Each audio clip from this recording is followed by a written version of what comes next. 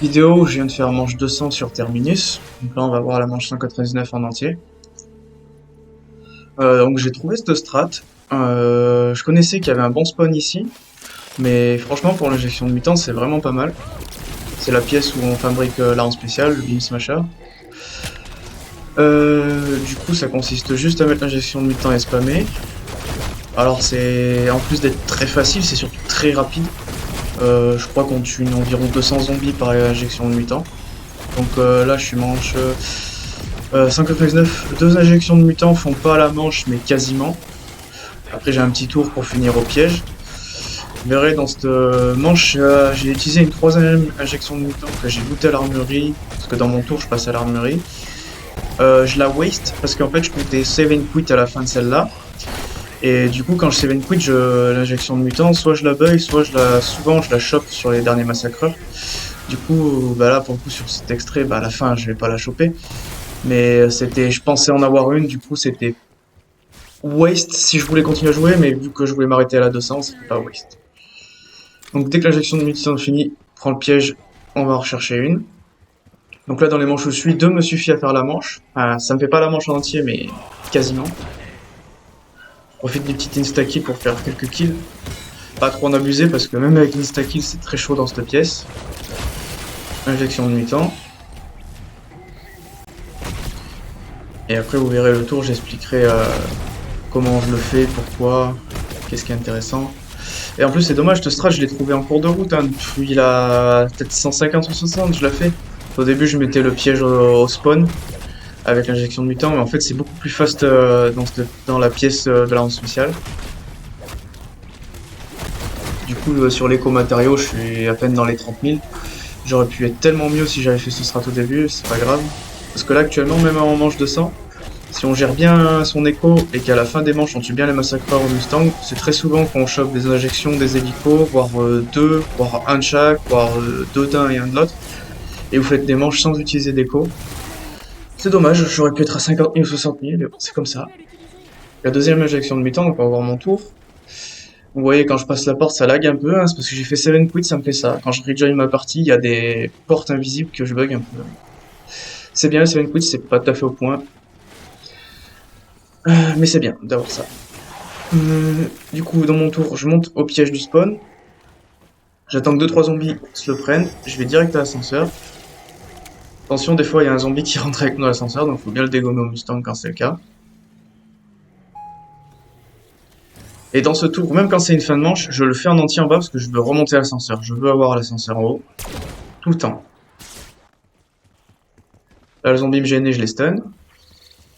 Le piège du flopper, en vrai, il est pas optimal. Je fais jamais beaucoup de kills dessus, mais c'est dans mon tour. C'est l'essentiel, c'est de faire le tour. C'est pas forcément d'utiliser les kills sur celui-là en tout cas.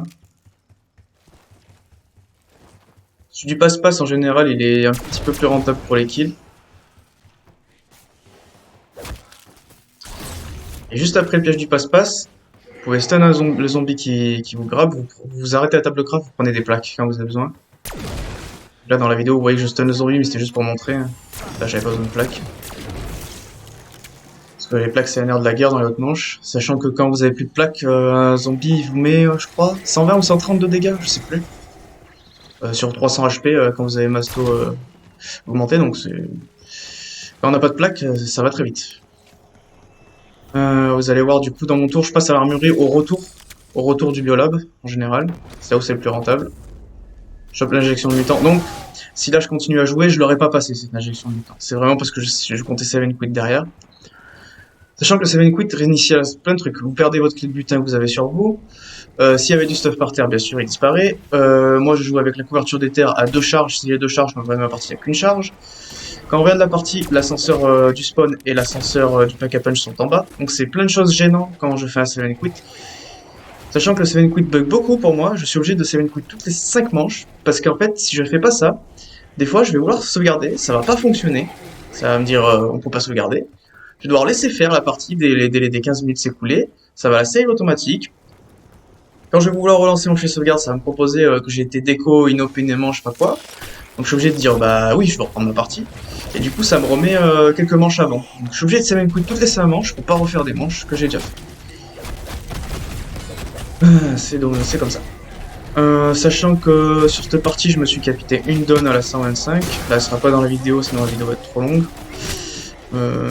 Bah, n'hésitez pas à dire dans les commentaires si vous voulez que je la publie, la donne. Je vais sûrement publier une vidéo sur comment je fais les manches spéciales, qui sont très longues, mais qui permettent de d'écho pas mal. Bon là, vous voyez, je tue les massacreurs en injection.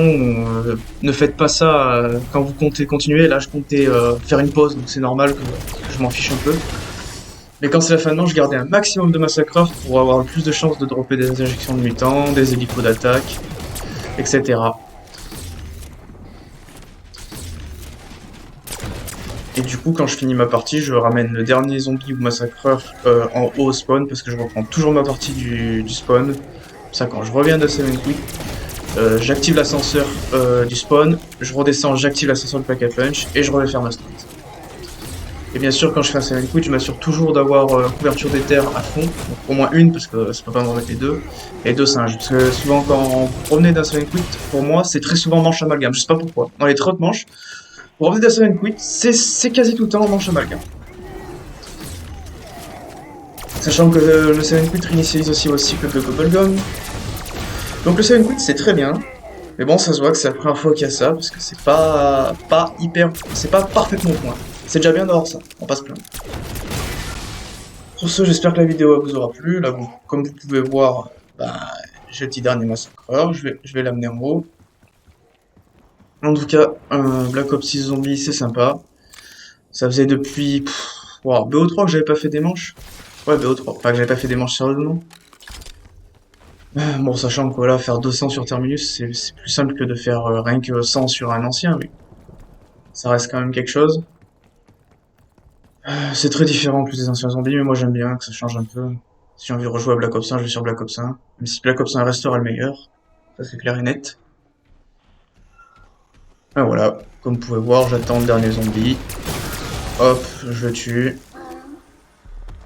Et ça sert à rien que je prenne la clé de butin parce que après ma sauvegarde, elle sera plus là. Ange de sang, sauvegarde, à plus.